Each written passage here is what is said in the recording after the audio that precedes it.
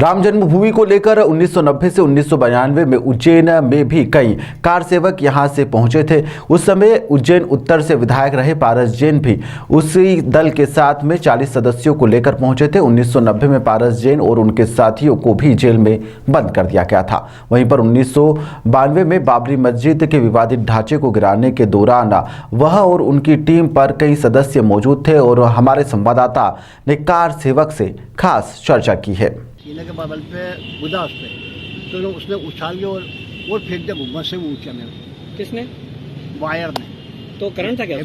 बंद थी लाइन है वो लाइन मार के मेरे को कौन ले गया अस्पताल क्या हुआ कुछ। कितने लोग घायल हुए थे उस दिन तो बहुत लोग हुए वो गुम्बद गिरने के कारण। और यहाँ वहाँ जाना है अपने को छोड़ना है। ये तो यहीं से उज्जैन से था नहीं जाने का, सबको आमंत्रित करा था नहीं। किसने किया था आमंत्रित? तो सभी मतलब के जत्थे में तो बलिदान जत्था किसका था?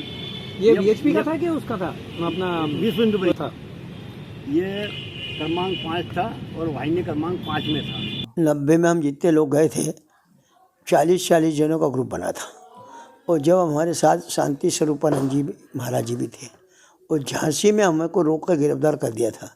झांसी में कृषि यूनिवर्सिटी है, उसमें 4 गेट थे और एक गेट में हम लेकर हम फिर झांसी में नारेबाजी करते हुए करीबन 2 या 2.5 घंटे वहाँ का कोई बुजुर्ग आदमी मिला था दाढ़ी वाला, उसने हमको खूब घुमाया। 2 घंटे में शायद लगता है कि हम इतने स्पीड में घूमे थे, जिसके बाद हमारे पीछे पुलिस पड़ गई।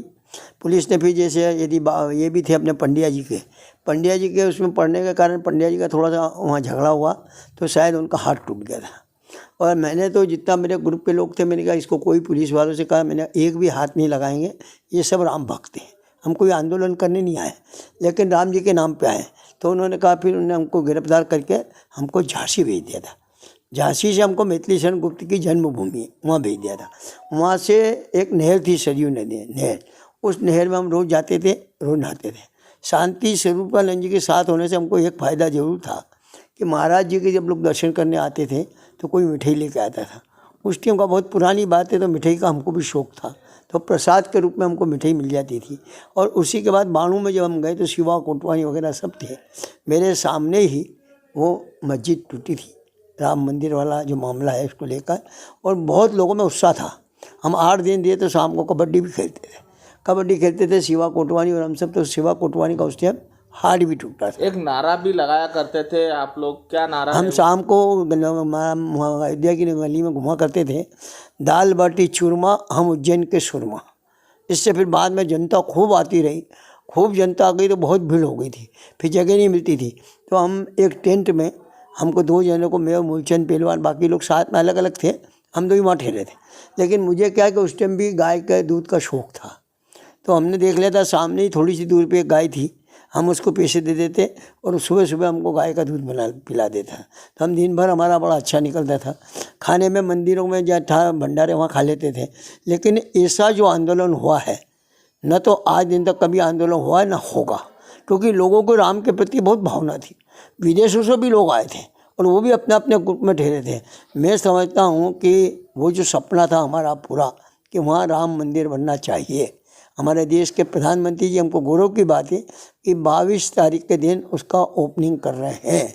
ये बड़ी खुशी की बात, क्योंकि हम जनता के बीच में जाते थे, हम जनप्रतिनिधि हैं। लोग हमसे बार बार पूछते थे कि राम मंदिर के नाम पे पैसा वोट लेने तो आ जाते हो, लेकिन राम मंदिर कब बनाओगे? तो अब हमको जाके ये कहने की ज़रूरत नहीं है, अब उनको ये कहते हैं कि राम मंदिर बन गया है, 22 को उद्घाटन, आप दर्शन करने जाओ। आज ही हम लोग सुबह संघ परिवार के लोग आए थे, उनके साथ पीले चावल पूरी का आज को 2 ही कॉलोनी में हमने बांटे हैं और लोगों से ये कहा है कि वो मैं आज भी आपके माध्यम से कहना चाहता हूँ कि 22 तारीख के दिन उज्जैन दिवाली जैसा मनना चाहिए। लोग अपने अपने दीपक लगाए, जैसे अपन घरों में लगाते हैं, दिवाली की साफ़ सफाई करते हैं, लाइट लगाए।